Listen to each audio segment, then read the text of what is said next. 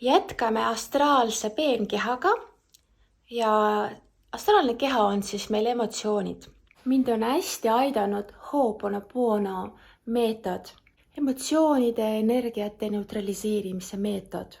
See koosneb 4 lausest. Mul on väga kahju.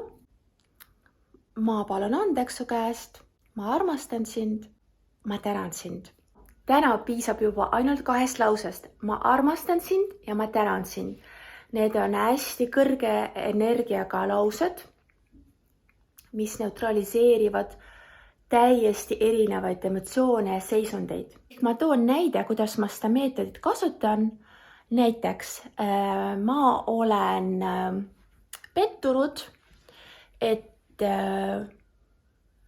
Peeter on niimoodi öelnud või niimoodi käitunud. Ja siis ma ütlen, kas valjusti või enda sees minu pettumus Peetri vastu. Ma armastan sind, ma tänan sind. Ma armastan sind, ma tänan sind.